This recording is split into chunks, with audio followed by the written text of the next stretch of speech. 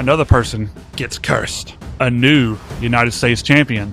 And more in our review of SmackDown in a couple of minutes. This is gonna be a good one. Welcome to the Top Rope Take.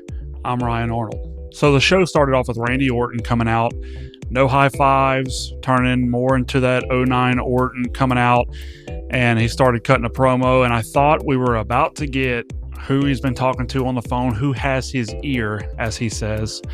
And out comes Matt Cardona. He hits Randy Orton with the mic in the head, but for some reason doesn't go out and continue to attack Randy, which I thought was kind of a weird move. He just stood in the ring and said, "Come on, Randy, come on." It was just weird to me.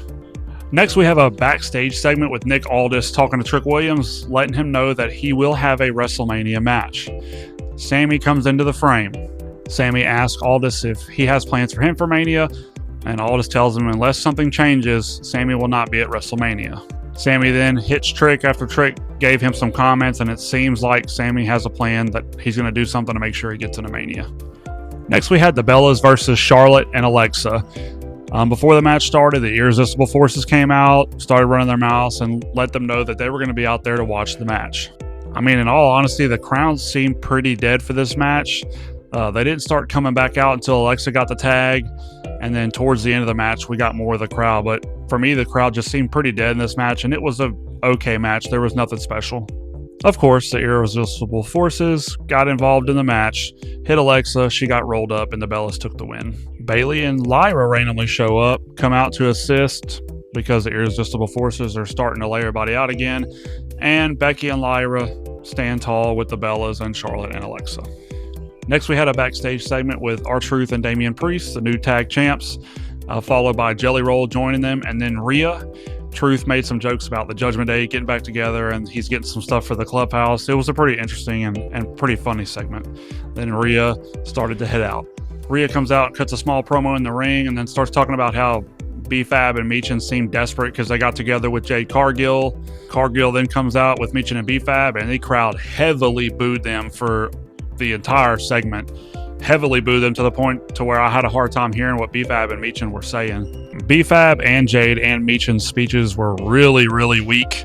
I don't like how they're trying to portray Meechin and B-Fab as like they're supposed to be like really hard and bad now. I'm not buying it. I don't get it. I think this group is meh. And I think Jade is still going to lose that title to Rhea at Mania. The match lasted about a minute. There was some interference from B-Fab and Meechin when they just proceeded to beat Rhea down. We next had a backstage segment with Kit Wilson and The Miz. Miz keeps telling us about some of the stuff that's happening with the curse. The curse is still affecting him, how he stepped in some gum.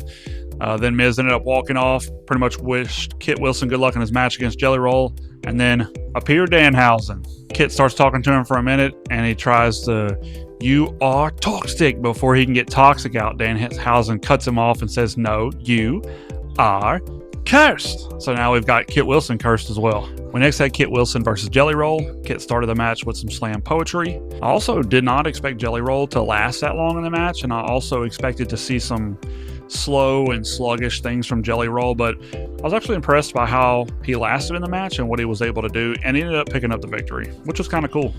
We next had a backstage segment with the MFTs, and Solo had the lantern.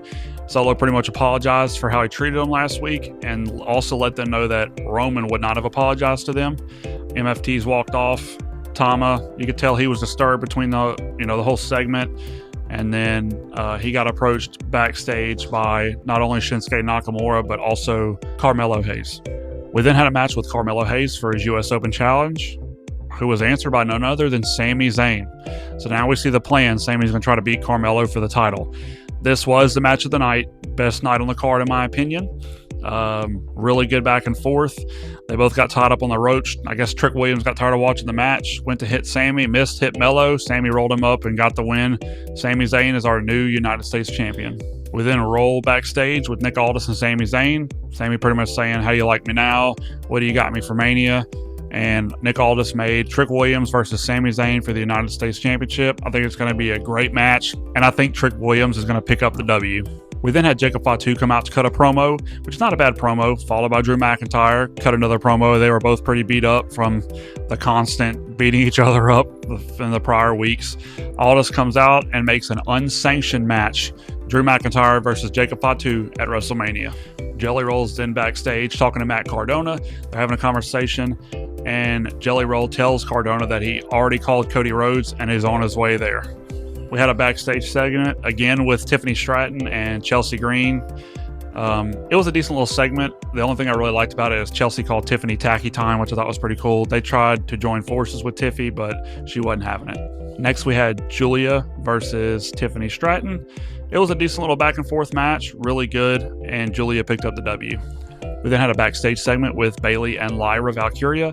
It was a decent little short backstage segment. This is the first time that I can say that I was impressed by Lyra Valkyria. It wasn't any over the top or trying too hard. It was very simple. I like it. They need to keep it that way. We then had a short little clip of Randy Orton on the phone backstage again.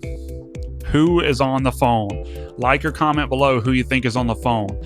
I did hear some rumblings through In the Clutches YouTube that they had, one of their guests they had on, that Randy might be talking to himself on the phone, his voices. What do you think of that? We then had a Randy Orton Matt Cardona match, really good match. Randy was definitely focused on Cardona's injured arm for a majority of the match.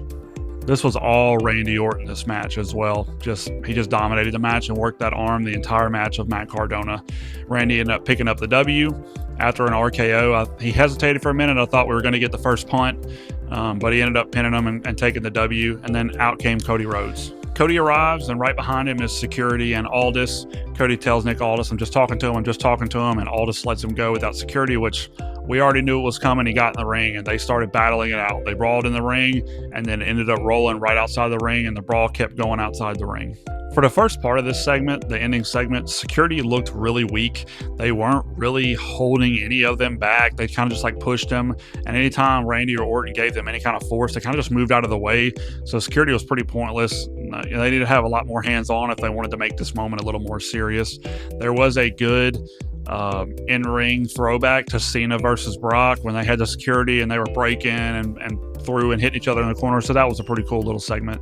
The whole in-ring stuff, though, did get a little old, kind of lackluster in my opinion. They just kept repeating the same thing over and over. They need to have a lot more action with these two guys. I know we have 21 days left as of today on Tuesday until Mania, but I think we should have seen a little bit more, but I'm sure in the upcoming weeks we will. Jelly Roll then came in the ring, which I thought was a dumb mistake, and he ate an RKO for it, and then Randy backed up the ramp. A lot of 09 Orton vibes, a lot of faces. We're getting old Randy back, and I absolutely love it. If you're new to this channel, go ahead and like and subscribe to our channel. We're still in that 100 subscriber giveaway. As soon as we get 100, we're going to give away free WWE autograph gear, whether it's a title belt or a trading card or any type of in-ring gear. We have all of that in stock. So we're going to be giving it away to 3 lucky subscribers once we hit 100. So like and subscribe, and we'll see you guys next time on the Top Rope Take. This is gonna be a good one.